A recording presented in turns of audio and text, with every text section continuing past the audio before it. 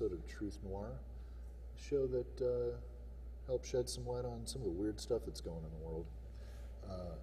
First and foremost, I'd like to thank my co-host now for the second time, Adam Papagan. He has been gracious enough to fill in the spot for, well, the second time now. So kudos to you, Adam.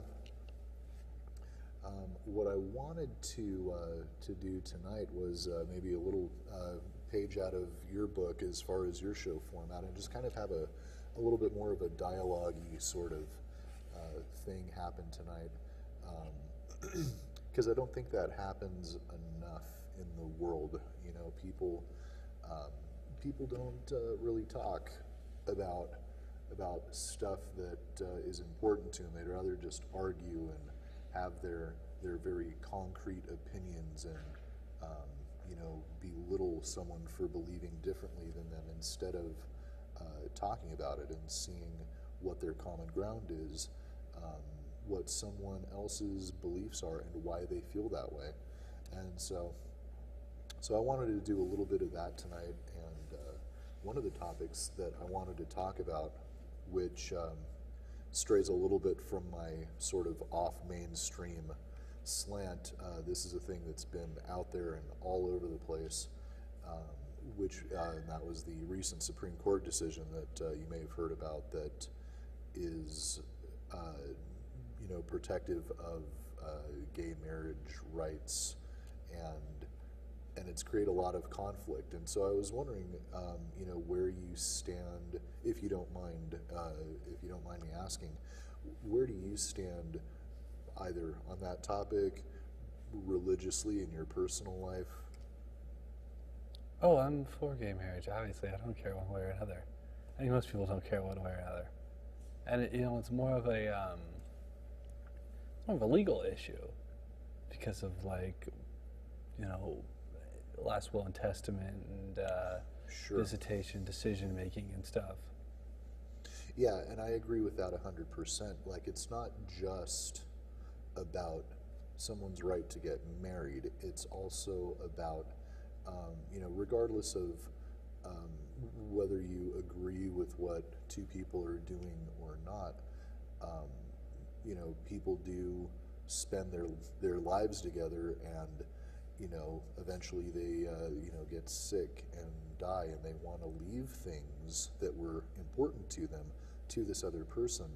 And at times they've been unable to, in fact most of the time, because they're not family and their civil union was not recognized. And also for people in the hospital, you know, if you want to see your loved one, well, you can't, because you're not their spouse, technically, you know. And it's one of those I feel like very incompassionate things to tell someone, no, you can't see this person that you care about because the law says so. Why do they have that law that only a family member can come in? It seems like that's just as the elephant in the room here. Yeah, I mean, it's hospital policies, and if many times if the you know, family was not in favor of who you were spending your time with, they would choose to exclude you from all of these things. And there was a legal, to answer your question why, I don't know, but there was a legal precedent until very recently for them to be able to do that. And so but yeah, it's created quite a bit of stir and conflict. And there are people who and they quote this book here, you guys. It's a big one, and it's not an easy read, but it is the, if it doesn't come out clearly, this is the King James version of the Bible. There are many other versions of the Bible, but they all pretty much say the same thing. And yeah, they quote passages from the Bible, usually from the books of Deuteronomy and Leviticus, which are in the Old Testament, and And they are very clear-cut, no bones about it, that homosexuality is a sin, it's an abomination against God. It is the reason why Sodom and Gomorrah were destroyed, these ancient cities of the old world, because... Sodomy. Right, yeah, that's where the word comes from. And so those are the sections that they quote from to make their argument that this is why gay marriage should be illegal, or that being gay should, going to that extreme should be illegal. And I'm always conflicted about this, because you also had God being very angry for other reasons too. And basically Leviticus is it's a book of laws, not unlike the Ten Commandments, which were given to Moses. That was in the book of Exodus. But there, among the other very sort of draconian rules that God had were that you should be stoned to death if you worked on the Sabbath. So, God sees you picking up sticks on a Saturday, done, just, getting smeared out with fire and brimstone, no less. And when I say, when I bring these things up to people, about working on a Saturday, or there was other crazy laws in there too, like not eating pork. Yeah. Or and it animals wasn't, that chew the cud. sure, yeah. Only animals that chew the cud. Yeah, the cloven-hooved animals. Yeah, divided you shall hooves. not eat. Yeah, and so when I bring up things like that, I get this 20-minute lecture from them about, well, the socio-political, time was, or procedures of the time were different, and, well, it was a different time period, it was like 4,000 years ago, and, well, they just did things differently back then, right? And so they make this whole argument, but then when I say, well, what about gay rights? Only that part? Yeah, that's different now too. Yeah, because God said you should be put to death for doing any of those things. Or there were other horrible, pronouncements also, like that your family would be cursed, or that you should be exiled from the town, or any of these things. There were regulations about how you should deal with your slaves, or if you raped a woman, you'd be fine in the eyes of the Lord as long as you married her, right? Which doesn't make sense on any level, because probably the girl you forced yourself on isn't going to want to have anything to do with you, right? So that doesn't seem right. And so people will readily acknowledge that are on the opposite side of this gay rights issue that well, it was just from a bygone era. These were old metaphors, and some of them are maybe not applicable to today's society, and except for that one, except for gay people, right? And so I was looking through this a little bit, trying to find out, okay, well, is this through the whole book? I thought Jesus was all about love and forgiveness, and that's the New Testament, right? They're different, of course. And I've heard people say that, well, the New Testament doesn't say anything against homosexuality, and the truth is it actually does. There are verses that call it in the book of Romans that describe homosexuality as a shameful lust. Okay, so there's still a little bit of negative connotation to it, but there are other kind of overriding, in my opinion, constructs of the New Testament. You had a thing called the incarnation, the birth of God on earth. in the form of Jesus. And it was his teachings that are the ones that state otherwise. And for the few mentions that there are in the New Testament, I found none of them are from any of the Gospels. None of those references are in any of the letters of the apostles, because there's books of the Bible that are basically letter correspondences between themselves and either to each other or other world leaders in the area, and they never had anything to say about it at all. It just wasn't mentioned, and so the laws of Leviticus basically form the legal text of what is the Old Covenant. That's the between God and Abraham, and you shall do, and all of the rules that we've just talked about. And at the time, it was scary stuff, the wrath of God. I mean, you've heard some of those stories, right? The flood and the smiting. Yeah, various smitings. Yeah. And you had a very real fear to keep track of what your neighbors were doing, because if they were doing any of this stuff, you needed to stop them personally, or you needed to get out of town, because you had a very real fear that there would be a plague or fire and brimstone getting rained on your city. And so that was another thing that changed with the New Testament. You had the incarnation, where it's like God's not just this angry man in the sky anymore. He's this guy that's standing next to you, that's telling you different things, like love and forgiveness, and even loving your enemy and forgiving them.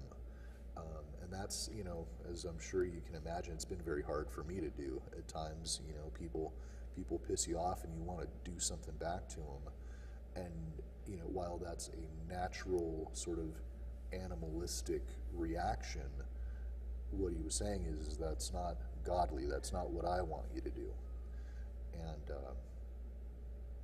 And so I hate to boil it down to like very, very simple kind of stuff, but there's the one Bible verse that is actually very much more profound than I had ever thought of before.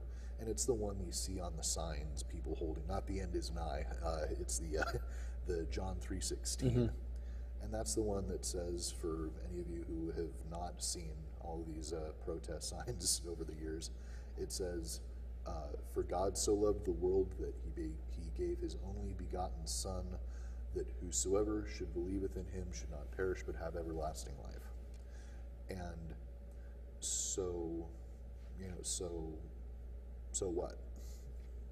Like, yeah, pretty words, but they actually end up being very profound, because what it represents is a new, not only in the New Testament, it's a new covenant. It is taking the old, and it's completely disregarding it at that time. He's saying, there's new rules. I talked to my dad, I told him to chill out, and all you have to do is this. All you have to do is believe. That whosoever should believeth in him should not perish but have everlasting life. It didn't have a big long list of rules like the one before. That was it. And so this is where I kind of feel like people in, since, the last 2,000 years, but specifically in recent times, have gotten that confused. And it's very easy to do because it's a big book, but there are every once in a while these things that are so ridiculously simple that they get overlooked. And I think this is one of them, that in all of this huge book, that one phrase represents a disconnect with all of that old, fire and brimstone stuff. And that, coupled with all of Jesus's teachings as told in the Gospels, are all love and forgiveness and acceptance, and whatever you do to the least of my brethren, consider that you've done that to me, right? And so to me, it represents kind of what we were talking about in the last hour on your show about, if you treat everything with respect and love, like it is your brother, like it is part of you, then people would probably be a lot nicer to each other, Absolutely.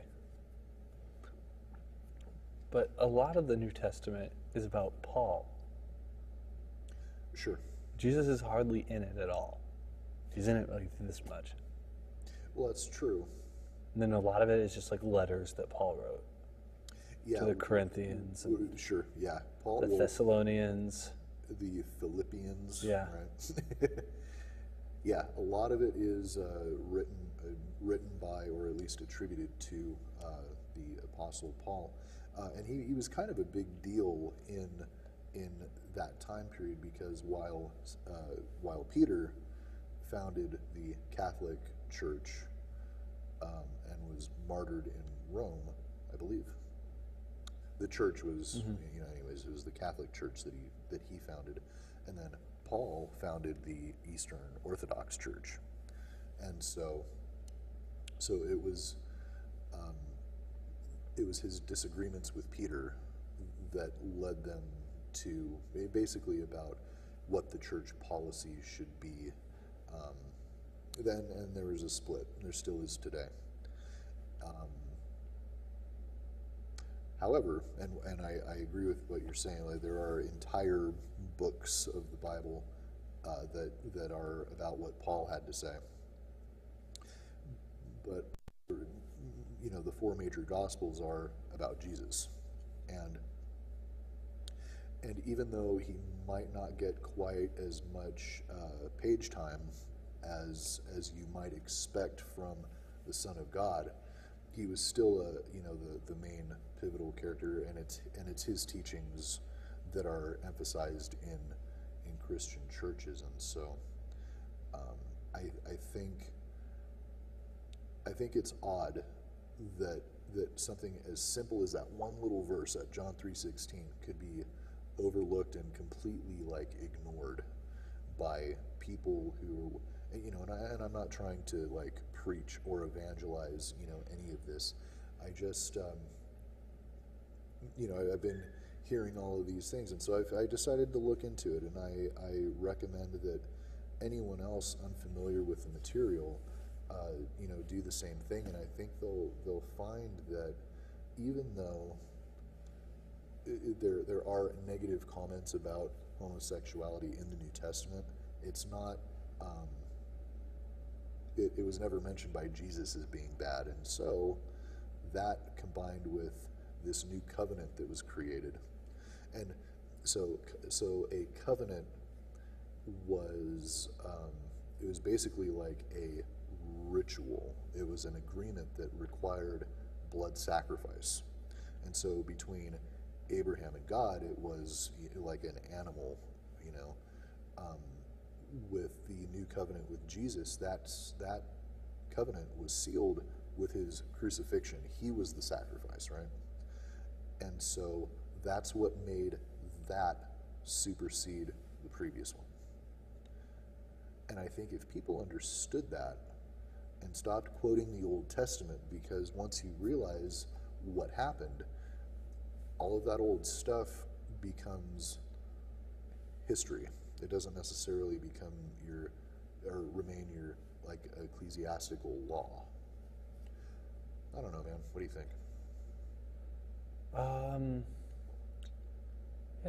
Why do they have the Old Testament included then? Well, it's a. If they were really throwing it all out, why do they package it up? Well, it's the. It's basically the historical.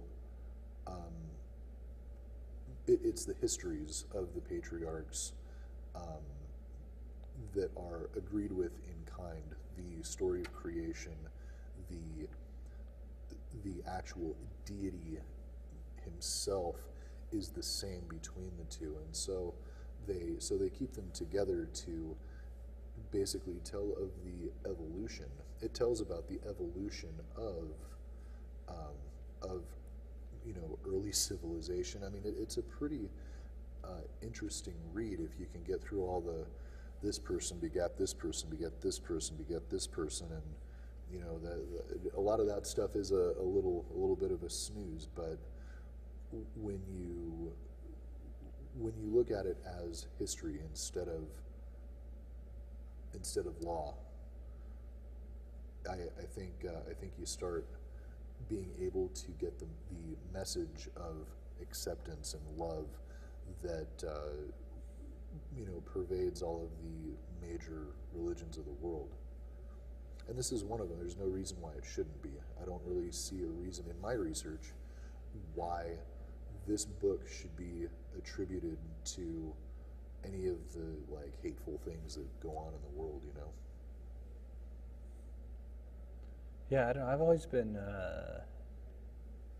not always, but recently, I have no problem with any kind of religion. If that's what you're into. I personally don't. It's not for me. Come on. Yeah, I mean, let's be realistic, guys. There's more. They're all true. There's a little bit of truth in all of them. Mm-hmm. Absolutely. But to think, because what really got me thinking about this is Buddhism. Mm-hmm. That's a lot of positive stuff, and Sure. Actually, if you're exposed to Buddhist teachings, you do become more tolerant. All right, that's all well good. The Dalai Lama, though, his official stance is that he's reincarnated from other Dalai Lamas. Well, that's not true. He's lying to us. So yeah, that's kind of you have. So if he's lying about that, you have this it's very sound sort of moral doctrine, right? And then you have the kind of ooga booga story, that goes along with it. I mean, I don't know. He could very well be. Maybe his priests that go out do a good job at finding the little kid that is the. But yeah, I would say that all of them have these very valid moral truths. Let that be the thing, because the reincarnated Buddha part of it might be difficult for some people to accept. It doesn't mean that the teachings are invalid, right? You could, by that token, to just take it, ad absurdum. You could say that you practice being a good person because you believe that, there's a giant anus that lives in the sky that, will, just spray blazing hot fecal matter on you if you're bad. If that's the reason why you're a good person, keep doing it, man. But yeah, I don't necessarily have to ascribe or believe in your main deity to be able to benefit from the teachings and to see your good example, Now, going a step beyond all this. Sure. Think about the type of person in the modern era, in our modern times, who would found a religion, a cult or something.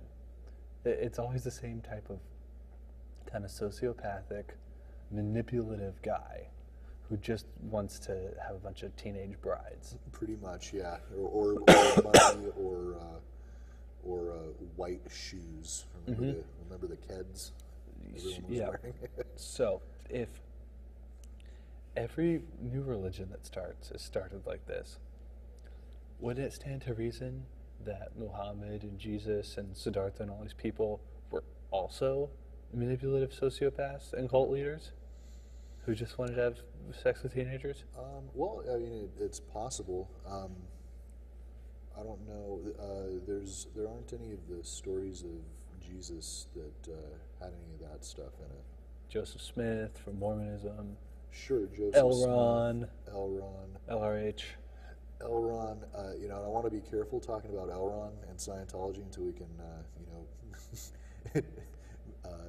retain a good solid legal team. But But yeah, one truth that about L. Ron, to kind of stray from this for a little bit, is that L. Ron Hubbard was an occultist, friend of Aleister Crowley and Parsons.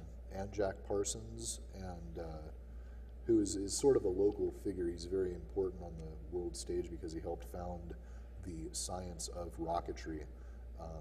But he was also a noted occultist and also a collaborator with L. Ron Hubbard and Aleister Crowley. And if you read biographies of these people, they were doing stuff that had nothing to do with Scientology or any of that. It was kind of esoteric, sort of manifestation type magic rituals, and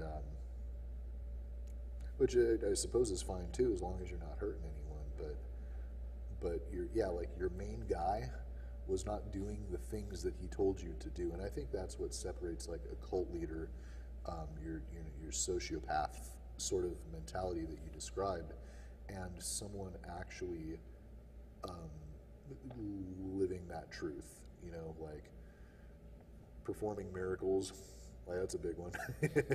A sociopath would not. He might be able to convince someone that what he did was a miracle, but raising the dead, water into wine. Well, the water and the wine. The real story about that.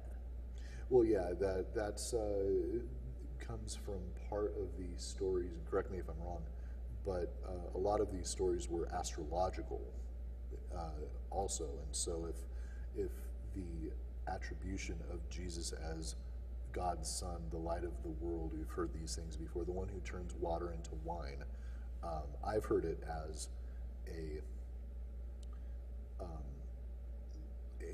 solar reference. The sun, God, the light of the world, shines on the earth, which causes the grapes to grow, the rains to fall on the grapes, and thereby literally turning the water into wine. Oh, okay. This is my understanding of that story. Okay. They're at the wedding. They're running out of wine. Like, Jesus, what do we do? He's like, give them the good wine first. So everybody got drunk, and he just watered down the bad wine. Everybody was drunk, and they didn't notice. They didn't care because they're having a good time. Really? Yeah. I'm not very familiar with this story. Yeah. And the lesson of that story is just like everything's gonna be okay. Like, don't worry about it. Is the lesson. Cool. It's just like don't stress out. It's just which is consistent with all the other stuff about just believing, having faith, and and also I think not. And if that is the events of the story, I'm not sure. But if that is, like, it would show. I think it makes Jesus more human. All right, he had a sense of humor too. But yeah, I think the people that hold on to these things, and it's done by, I believe, your sociopath. Like it's preachers, it's pastors that, for what reason, who's to say, but there seems to be this sort of, we need to keep creating conflict in people.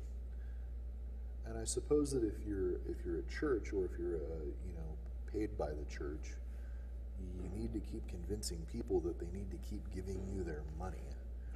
Because you're going to help them out of this conflict. Yeah. That you're convincing them is happening. Yeah, exactly. And it goes back into other episodes that we've had that that where we talk about that sort of manufactured problem, outcry for a solution, and then oftentimes the same people will offer you that solution. So your conflict, your erroneous conflict is that God hates gay people. And then, the outcry, well, what do? We don't want fire and brimstone rained on our city like in the Old Testament, and that's, the only sort of input they get. They're not told about how none of the Gospels, none of the apostles ever spoke out against homosexuality, and there was a new agreement that happened. There was a new sacrifice made. There's a whole new set of doing things. And so, what do? Well, you gotta keep giving us 10% of your income. You gotta vote for these political candidates that are going to continue to push this agenda, and it just makes me think of like how many millions, billions of dollars have been put into this smear campaign.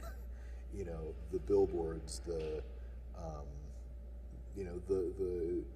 hateful literature, the robes that the KKK wears, whatever it is, it's just very sad to me that such resources, and it's not even just the resources that get spent on doing it and convincing people, it's the people wasting their resources and time thinking negative when they could take the actual valid part of that message and be like, oh wait, I need to love, and I need to care for those less fortunate than me, and I need to treat everyone like they're my brother or sister. So there's that stuff, and then there's also like the kindergarten, don't be a tattletale, take care of yourself first, and that's what I see like not happening in so many people. And I feel like we could have colonies on Mars by now if everyone was able to, everyone that was so inclined would get behind the actual message of this. Put the nonsense aside. Your book here wasn't about hating people. It was about the process by which we came to accept this new covenant. And I think that's why all the old stuff is in there, is to kind of set a precedent for that. But one of these days, maybe. Third covenant. Third covenant. The third covenant. Well, I think the second one would be just fine. I haven't found any problems that I personally have with it. It seems to resonate on a level similar with Buddhism. As far as the internal development, and also I think in Buddhism it's a little bit more sort of well listed. It's an eightfold path. Make sure you're doing this right. Make sure you're doing this right. Make sure you're doing this right. And here there's a lot of moral tales that you listen to the story and you're given a moral concept to think about. But I think it's there nonetheless, and I think all of these religion, and it's even in Islam too. You have your 5 pillars of charity, prayer. It's all good stuff, and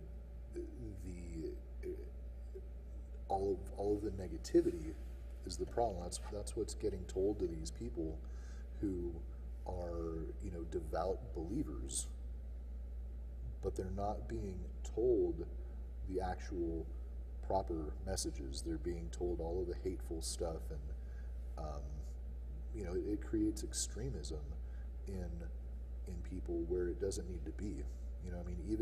Even Jewish people that I talk to, and that's mostly the Old Testament. I think it's the first 5 or 6 books of the Bible is the major scripture of Judaism. Even many of those people are on board with that concept of like, well, these are old metaphors. These are laws that were relevant in a very distant time that really does not resemble our own anymore. You have a lot more different stuff going on. It'd be like a Hindu, getting all aggro over the reasons why there were wars between the gods in the Mahabharata, or in some of their ancient scriptures, and I think this text evolved one testament into the other, just like Hinduism sort of evolved into Buddhism with your unifying figure of Siddhartha, right? And I don't know. I just think people are very eager to accept conflict in their lives instead of working towards eliminating it. Why do you think that is? I don't know. Maybe it's that last remnant of our like animalistic part of our brain that has this sort of kind of obsolete fight or flight response mechanism in it. And of course, we still need it because dangerous stuff happens, and you need to be able to know when to run away from it or to stay and confront it. But as far as like personal interactions with people, these messages are already here. There was a book called The Hero with 1,000 Faces that was written by Joseph Campbell? Joseph Campbell, yeah. I knew it was Campbell. I wasn't sure on the first name.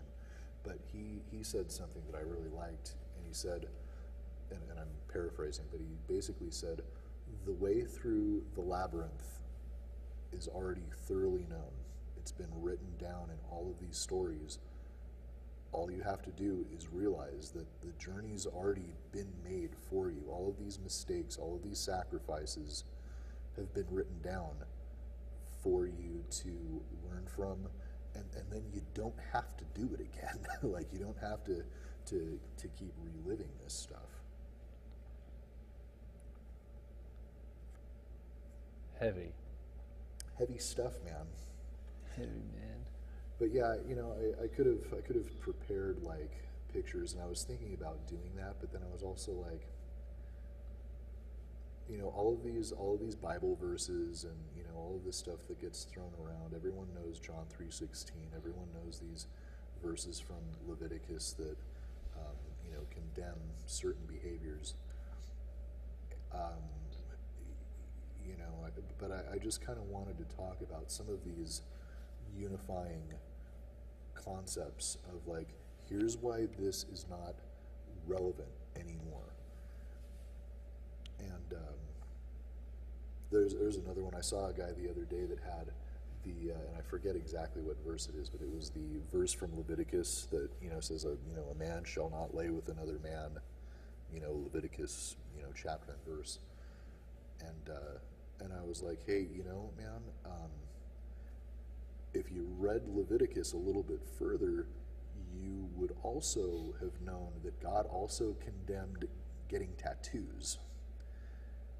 Why is that? I don't know, man. Like, it was the concept of your body as a temple. Your body is a representation of the temple, so don't defile it. I think was kind of one of those things. And I think a lot of the dietary restrictions that were written in those old laws were part of that concept also. But yeah, he didn't like that too much when I told him that. But yeah, I mean, I just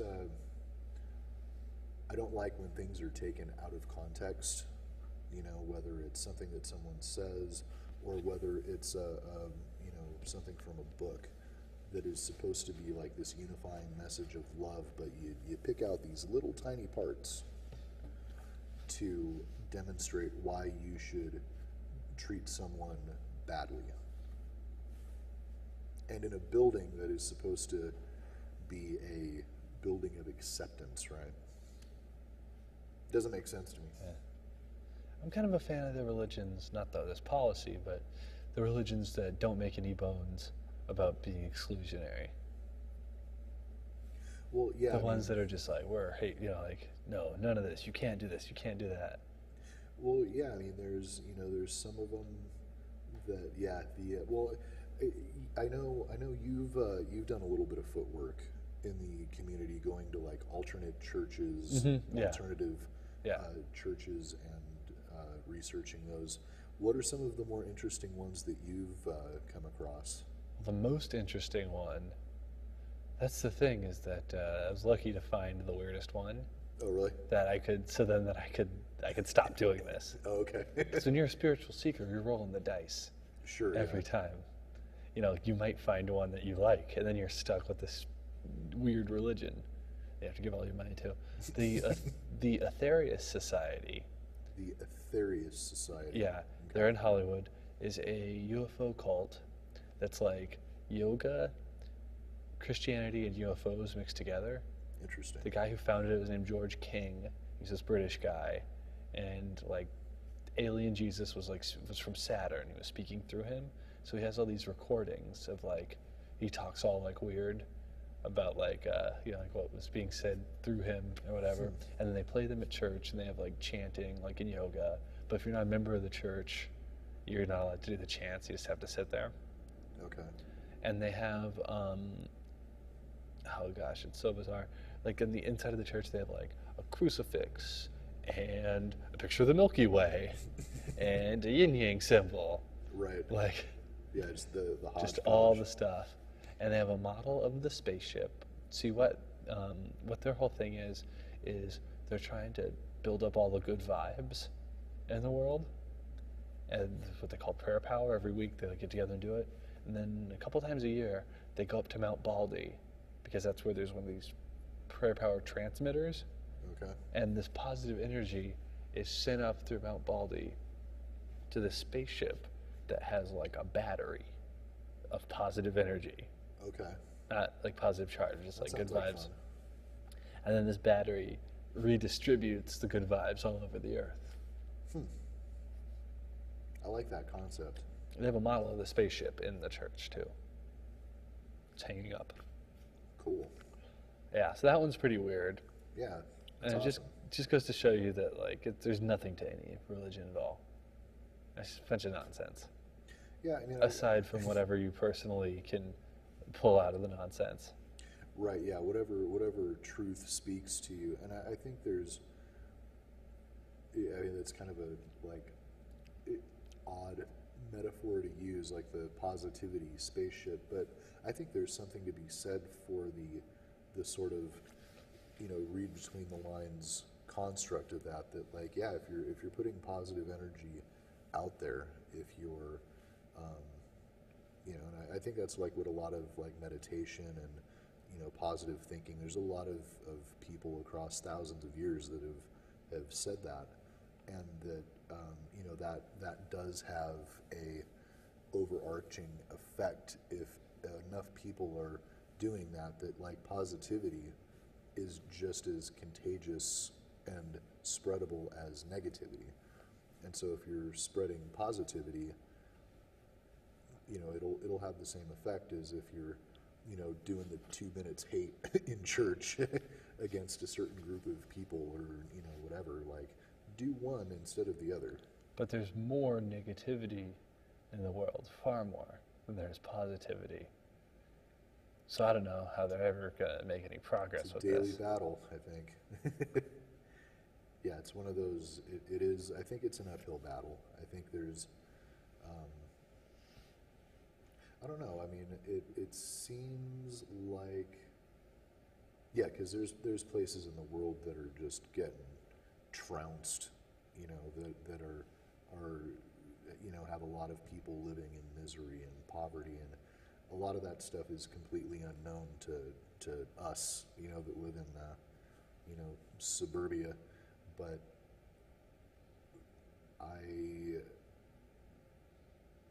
I think it's still a valid practice, though, the attempt at doing that. It's hard.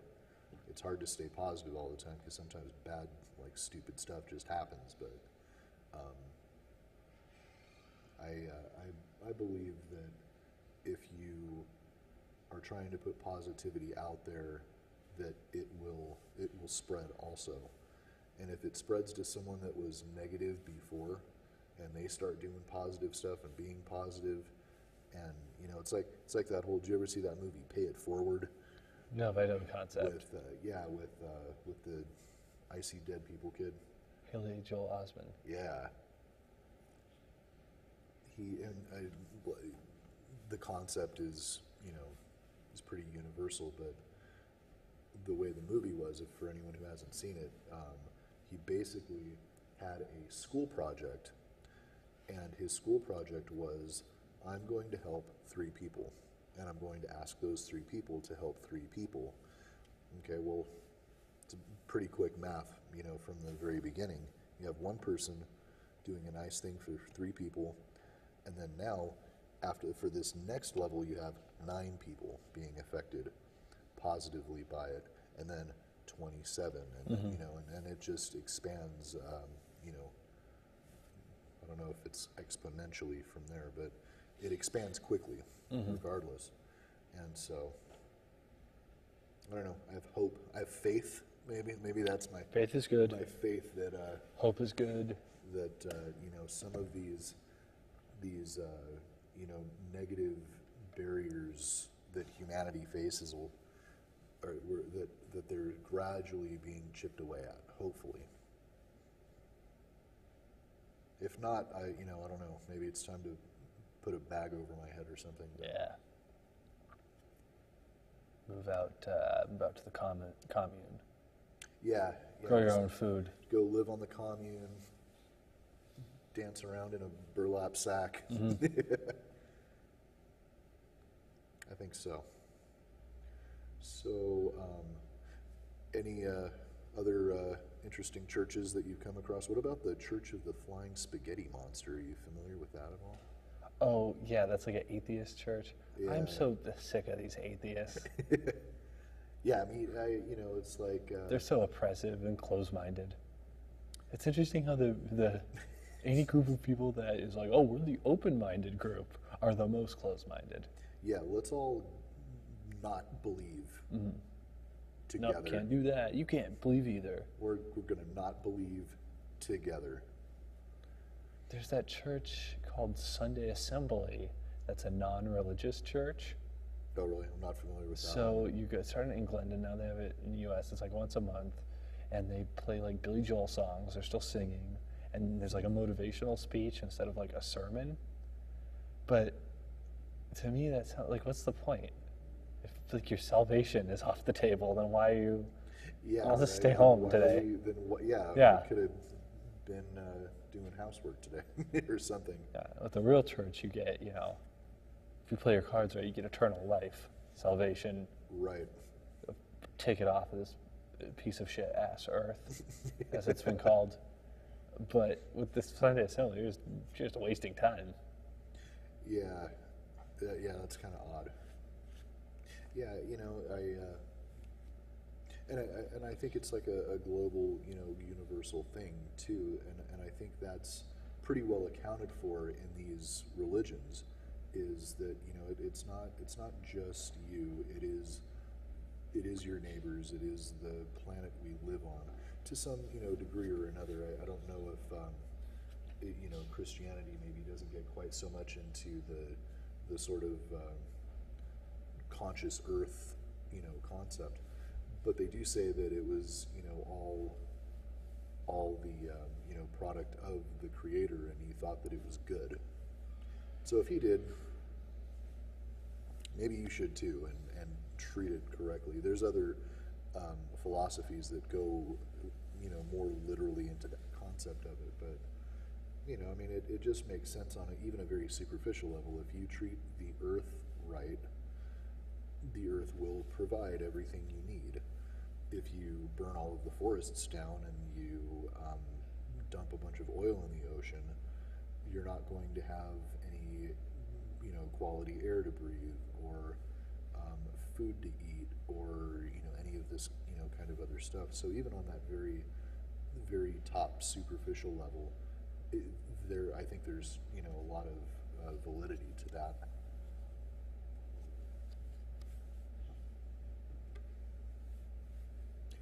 Yeah, I know we're getting a little long in the tooth for this episode.